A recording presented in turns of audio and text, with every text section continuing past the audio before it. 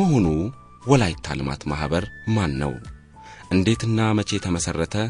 እስካሁን ድረስ የፈጸማቸው ገድሎችና በህዝቡ ዘንድ ጥልቅ ፍቅር ክብርና ዝናን እንዲያተርፍ ያስቻለው ተግባራቱ ምን ናቸው? ወላይታ ልማት ማህበር የተመሰረተው በ1985 ዓመተ ምህረት ነው። በ1985 ዓመተ ምህረት ተመሰርቶ የተፈለገውን ያክል እንቅስቃሴ አላደረገም። ከዛ በ1993 ዓመተ ምህረት እንደገና በታህሳስ ወር ተጠናክሮ ከተመሰረተ ጊዜ ጀምሮ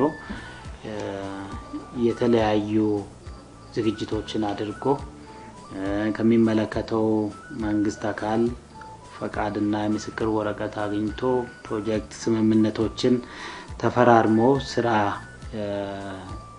ጀምሮ 10 አመት ተቆጥሯል።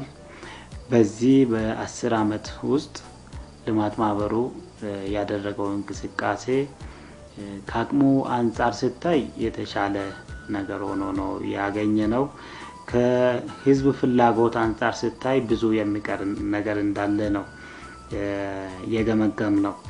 ማህበሩ ሲነሳ ራዕይ አድርጎ የተነሳው የወላይታ ህዝብ ከድህነትና ኋላ ቀርነት ተላቆ በጤናማ አካባቢ የሚኖር ህዝብ ማየት በሚል ነው የተነሳው። ወላይታ ልማት ማህበር ወቅቱ የፈጠረውን ምቹ አጋጣሚ በመጠቀም የተቋቋመው በ1985 ዓመተ ምህረት ቢሆንም በተለያዩ ምክንያቶች የታሰበውን ያህል እንቅስቃሴ ሳያደርግ ቆይቷል። ታህሳስ 15 1993 ዓመተ ምህረት ግን ልማት ናፋቂና የለውጥ ሐዋርያ ለሆነው የወላይታ ህዝብ እጅግ ልዩ ቀን ነበረች።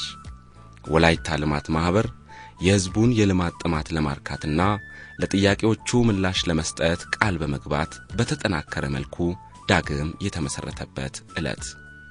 ከዚህ ጊዜ አንስቶ ነው እንግዲህ ወልማ ስንቁን ሰንቆና ዝናሩን ታጥቆ በድህነት ላይ በመዝመት ታሪክ መስራቱን የተያያዘው።